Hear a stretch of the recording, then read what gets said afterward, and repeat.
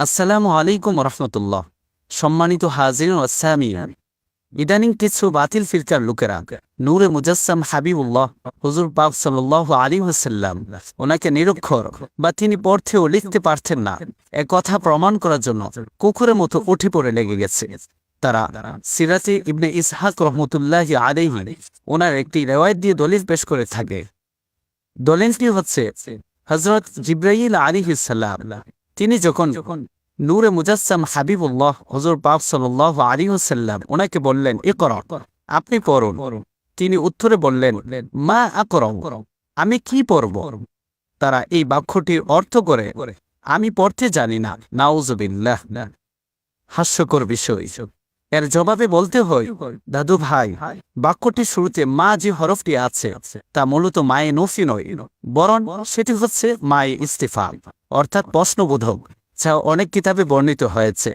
যেমন আল বিদায়া ওয়ান নিহায়া কিতাবে প্রথম খণ্ড 403 পৃষ্ঠা, মুস্তাদুল হারিস দ্বিতীয় খণ্ড 867 পৃষ্ঠা, ইমতাউল আসমাঈ তৃতীয় খণ্ড 25 পৃষ্ঠায় রয়েছে। দেখুন, ইকরা কুলতু মাযা আকরা। হযরত জিবরাইল আলাইহিস সালাম তিনি যখন নূরে মুজাসসাম হাবিবুল্লাহ হুজুর পাক সাল্লাল্লাহু আলাইহি ওয়াসাল্লাম ওনাকে যখন বললেন, ইকরা, আপনি পড়ুন, তখন নূরে মুজাসসাম হাবিবুল্লাহ হুজুর পাক সাল্লাল্লাহু আলাইহি ওয়াসাল্লাম এর জবাবে বললেন, মাযা আকরা, আমি কি পড়ব? অর্থাৎ এখানে লক্ষণীয় বিষয় হচ্ছে যে এখানে হচ্ছে মাটা হচ্ছে মায়ে ইস্তিফহামিয়া, মায়ে নফি নয়। যদিও তর্কের খাতিরে মেনে নেওয়া হয় যে মাটি মায়ে নফি, তাহলে আমাদেরকে প্রথমে দেখতে হবে ফেলে মুদারে এর শুরুতে মায়ে নফি আসলে কি অর্থ প্রদান করে। আসুন আমরা নিয়ম দেখি।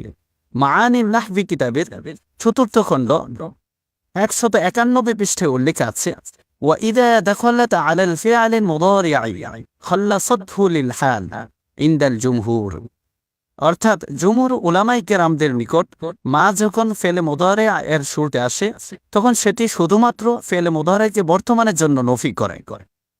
যেমন পবিত্র কালামুল্লাহ শরীফে বর্ণিত হয়েছে, ক্বালু ইয়া শুআইবু মা নাফকাহু কাসীরাম মিম্মা তাকুল। অর্থাৎ কাফেররা বলল, হে শুআইব আলাইহিস সালাম, আপনি যা বলেছেন তার অনেক কথাই আমরা বুঝি না। অর্থাৎ এখানে বর্তমানকে নফি করেছে, অর্থাৎ তারা বর্তমানে তারা বুঝে নাই। অতএব আমরা এই নিয়মের ভিত্তিতে মা আকরাউ এর অর্থ যদি করি তাহলে অর্থ হবে আমি পড়ছি না, অর্থাৎ এখন আমি পড়ছি না, তাই বলে আমি পড়তে পারবো না বা পড়তে সক্ষম হব না, এই অর্থ কখনো নেওয়া যাবে না, যা নিয়মের বিপরীত এবং আকীদার বিপরীত হয়ে থাকে। অথচ নূরে মুজাসসাম হাবিবুল্লাহ হুজুর পাক সাল্লাল্লাহু আলাইহি ওয়াসাল্লাম তিনি সব সময় পড়তে ও লিখতে পারতেন। এটাই হলো আহলে সুন্নাত ওয়াল জামাতের বিশুদ্ধ আকীদা। মহান আল্লাহ পাক রব্বুল আলামিন তিনি যেন আমাদের সবাইকে বোঝার তৌফিক দান করেন। আমিন।